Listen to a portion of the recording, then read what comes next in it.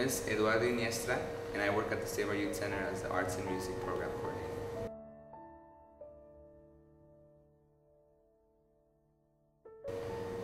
When I was 17, that's kind of when I started thinking about getting into the world of music, but I was already doing a lot of visual art.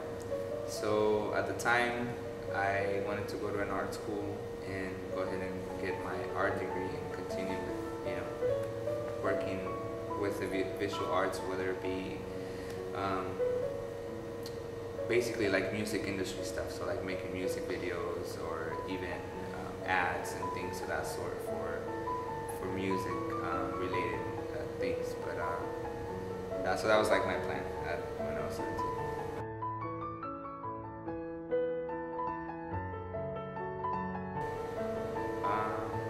For the most part, I think it was just the actual fact that I really enjoy that. I did it as a hobby since I was a kid, and it's stuff that I love to do. So there were, visual artists that I looked up to at the time, but for the most part, it was just my own motivation and my own drive to continue to be involved in things that I love to do. So I didn't really have a role model as far as the whole art and visual thing. Music-wise, obviously, I have a lot of influences from different people and different artists. But for the most part, it was just my self-driven motivation to be a part of that world.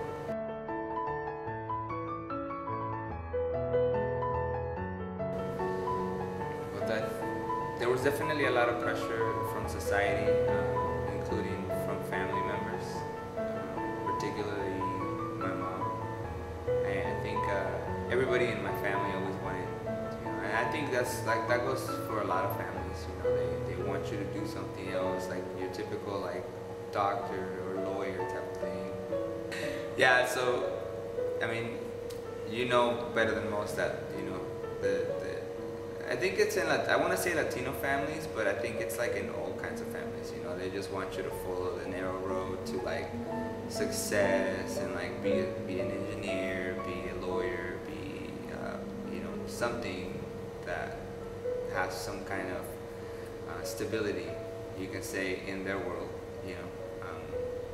If you come from a family that has that as their background, like if you come from parents that are lawyers and stuff like that, then they know what it takes to get there. But when I come from a family where my mom's uneducated, she didn't even finish high school, so her dreams for me were like, I want to say a lot bigger than what she sees now, But I guess the best way to tune the noise out was just for me to stay focused, stay focused on what I wanted to do, follow my heart, follow my passion, but actually do it.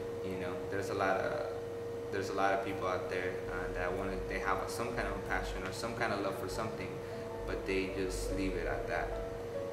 And I think the opportunity, especially here growing up in the United States, I think it's huge, but you just gotta follow through with your plans. Because if you don't follow through, then they're never gonna happen. There's always somebody else that wants your spot. There's always somebody else that wants what you want. So you have to work twice as hard. So I just stayed focused, I stayed strong in my decision with my family, and little by little they started seeing that it was actually bringing results for me. It was bringing positive results in my life. It was allowing me to take steps forward and move up on what I wanted to do. And the achievements started they're still piling up, and every time they see something that I do, something that I complete, a project that I complete, a project that gets attention, or it could be a post or some kind of write-up about it in some kind of publication, and then they start seeing that. Then they start seeing the bigger picture that you are seeing, and I think that's when it all kind of comes together. But that's how I tune it out, just staying focused and staying strong.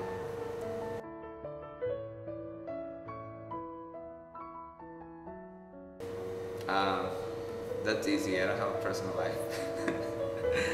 No, that's the cool thing about what I do, actually. Like, my personal life is part of my professional life, and it's a beautiful thing for me, I do what I do, and I love what I do, and it allows me to be in this center of like this social network, and this like big like I don't know interconnection of like different people. So I meet people from all over the world. I meet people in different areas, and you know I as part of being in the art and like the music world, it's like being I'm there to entertain, I guess, So I do what I do. I meet a lot of people. I have fun doing what I do, and so that part as far as having fun. I mean, because you see students that are like going to school and they're following their path, what they want to do, but they're like doing schoolwork and all that stuff, and they can't really go out sometimes, or they'll have to wait till like some kind of break to go out and stuff. Like I don't have to do that. Like I do that anytime. So usually my break is like going away on my own and like kind of like getting a little bit of meditation, a little bit of focus, and like settle down a bit and like get away from it all, and then come back to my career, which is being around people and like being in the entertainment world, which is really fun. So I don't really have a problem personal with splitting it both. It just mixed together well. It does no pun intended, but like it's mixed together really well. and I meet like great people. Like I met so many kinds of different people. Like I mean, not just people in the industry, like the music industry or in the art world, but I meet like lawyers, like all kinds of different things. They just want to have fun, and like so my social network is awesome.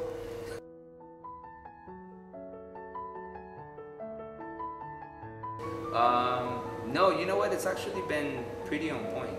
If anything, I've gotten surprised of other things that have come from it.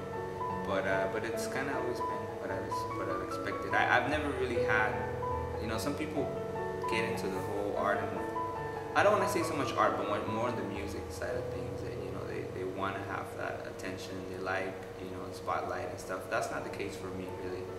I got into it because I really love what I do, and so I never went into this whole thing with like, being behind the scenes and the VIP and the red carpet and all that stuff. That stuff is just a plus, it's cool. Like, I enjoy it. I don't shy away from it. I think it's fun, I like messing with people when I do that. So I think it's what I expected and more.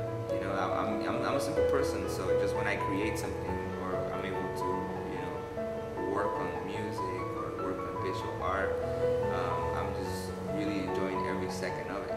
So when I'm available to expose what I do or share it and people really enjoy it, and then it takes me to other places, then it's just a plus for me. So I'm just kind of riding the wave. So it's what I expected and more. There's in a very positive way. There's also some negativity aspects that have come from it, but it's just more people, being like, what do you call it, like jealous, and but I stay away from that too. I just surround myself with people that I like and that I have things in common with. But it's everything that I expected.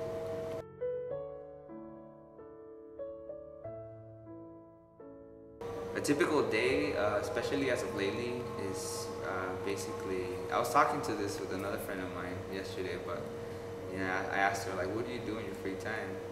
And I kind of knew the answer to that because we're kind of like in a similar career. So like I wake up, have my breakfast, my coffee, and go straight to the computer. Like look for downloading music, check emails,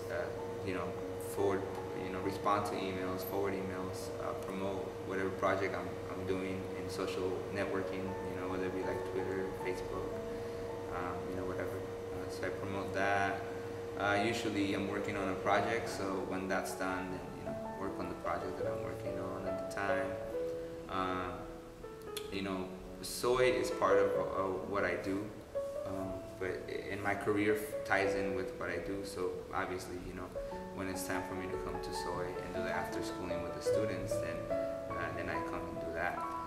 They're usually planning my like workshops with the students, but I usually already have those made, and I just kind of keep recycling them and adding things. So sometimes I have to prepare for a workshop, go buy whatever materials, get ready for soy. Then when I come here to soy, because it's during after school hours, and I'm here 3 to like 7:30, I just focus on what we're doing here, which is a lot of it too, is like, spreading the word about what we do, trying to get funds, try to get funding so we can stay open. And then obviously, working with the students, working with the youth, doing, art workshops, music workshops, on a weekly basis, which is really fun, because then I get to share my love and my interest with them, in the hopes of that, if they want to follow that, they can actually continue to do so. Or if they want to use it as a pastime, then it can at least build some self-confidence, and then, spark them up a little bit somehow. When that's done, usually like the earlier of the week, I don't really have gigs. I have more of my gigs and my events during the weekend. So like Mondays and Tuesdays, same thing. Just go, get something to eat. Go home, continue to work on projects, and then when I have gigs, it's kind of like the similar situation. But then at the end of the night, I have to go perform or DJ or put an art show together and stuff like that. So that's kind of like my typical week, I guess. Yeah. There's always events going on the weekends, so my weekends are super packed.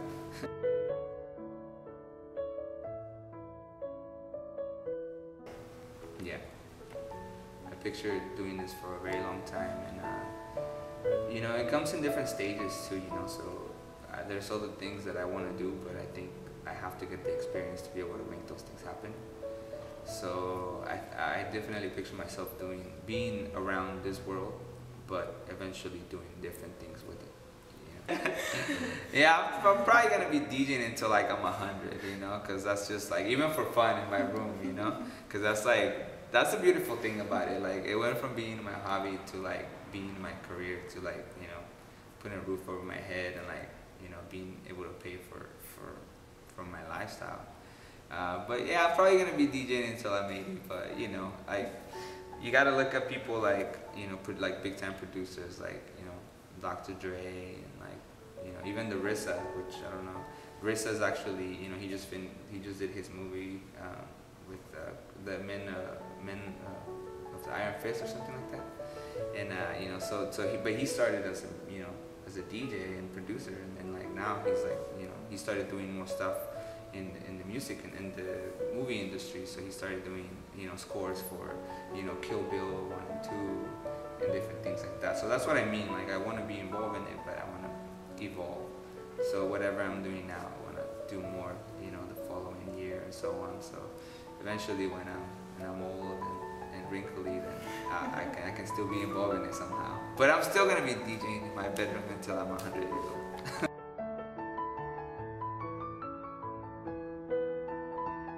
The most rewarding part of my job is just being able to do what I love.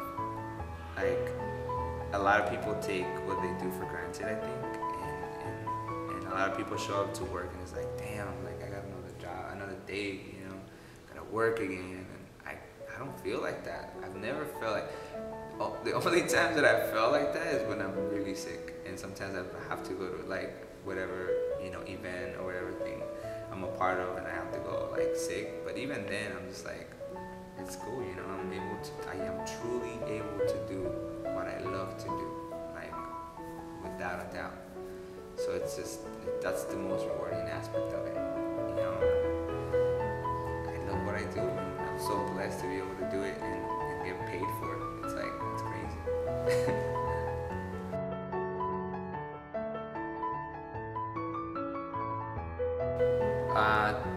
It would be to research, to really go out there, research, find people that are in your field. I believe that people that are already in a career, I mean, I like to believe that, but I don't think they would have a problem, maybe even giving like an internship to somebody that really, really shows that they want to do that.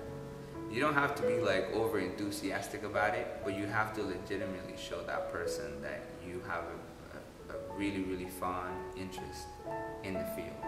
So I think if you go out there and research, especially nowadays with like, the social media and everything, there's so many pages about different, there's art pages, like art groups, there's like music groups. I'm sure there's gotta be like engineering groups and all this kind of stuff. So I think my best advice is just to really research and talk to somebody that does that, and not just talk to them like, for a little bit, but really like take your time, take a couple times, shadow them, see what they do, see how they do it.